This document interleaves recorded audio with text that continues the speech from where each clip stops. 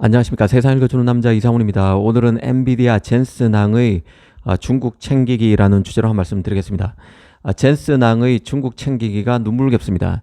지난 4분기 경이로운 실적을 올린 엔비디아지만 중국에서는 크게 후퇴했습니다. 미국 규제를 피해서 중국 시장에서 팔 수 있는 GPU를 잇따라 내놓고 있음에도 중국 매출이 크게 빠졌습니다. 지난해 4분기 엔비디아의 중국 매출은 19억 달러였는데요. 엔비디아의 전체 매출 221억 달러와 비교하면 8.6% 수준입니다. 10%가 채 안 되는 것이죠. 규제 전만 해도 미국 정부의 규제 전만 해도 엔비디아의 중국 매출은 25% 수준이었습니다.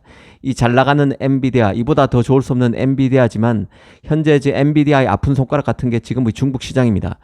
사실 엔비디아 젠슨항은 미국 정부의 노골적인 불만을 표시해왔던 대표적인 실리콘밸리 인사인데요. 한국적 정서로 말하면 현재 미국 정부에 저렇게 각을 세워도 괜찮을까 싶을 정도의 발언이 적지 않았습니다. 가령 이런 것입니다. 중국의 AI 굴기를 막기 위해서 GPU 수출을 금지하게 되면 중국의 자체 기술력이 크게 올라와서 종국에는 미국을 위협할 것이라는 논리를 내세웠습니다. 젠슨항의 주장을 들어보면 중국 정부가 얘기하고 있는 전형적인 논리와 똑같습니다. 어찌됐든 중국에서 크게 부진한 엔비디아가 중국을 다시 잡기 위해서 절치부심하고 있는 상황입니다. 이 최근에는 젠슨항이 중국 매체와의 인터뷰를 통해서 중국인이 들으면 기분 좋은 멘트도 날렸는데요. 엔비디아가 가장 두려워하는 경쟁 상대로 AMD도 인텔도 아닌 하웨이를 꼽은 것입니다. 젠슨항은 중국 하웨이에 대해서 정말 좋은 회사다. 그리고 하웨이는 반도체 처리 기술이 무엇이든 간에 미국 정부의 제안을 받고 있지만 여전히 그 많은 칩들을 모아서 매우 큰 시스템을 구축할 수 있을 것이라고 덕담했습니다. 이 인터뷰를 보면 젠슨항이 얼마나 중국 심기 경호에 신경 쓰고 있는지 알 수 있다는 생각이 듭니다. 이 사실 엔비디아가 중국 시장에서 주춤한 이유도 바로 하웨이 때문인데요. 이 하웨이의 AI 칩인 어센드 칩의 활약이 좋았습니다. 이 하웨이는 자신이 직접 설계한 AI 칩인 어센드 910 칩을 중국의 AI 고객에게 제공하고 있습니다.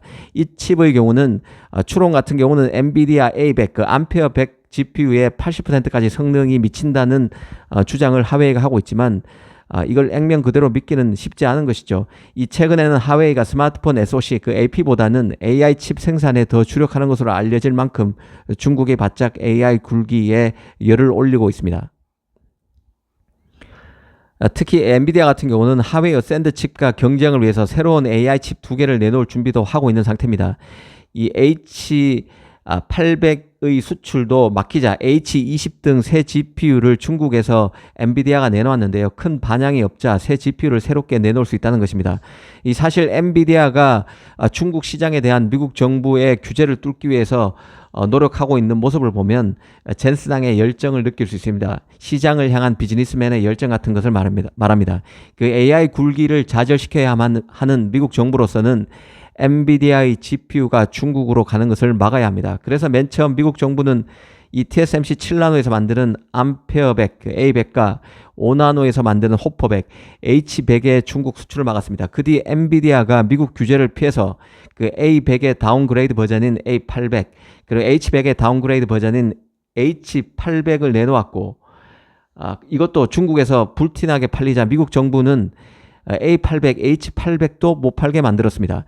이런 잇따른 미국 규제 때문에 중국의 칩 밀수 시장도 계속 커지고 있죠. 이 고성능 GPU가 막히자 중국 기업들은 고성능 GPU 1개 대신 저성능 GPU 3개를 쓰는 방식을 선택하고 있는 상황입니다. 그런데 이제 이 저성능 GPU마저 미국 정부가 막고 있기 때문에 그 저성능 GPU를 미리 확보해 놓으려는 그런 시도 때문에 밀수 시장이 커졌던 것입니다.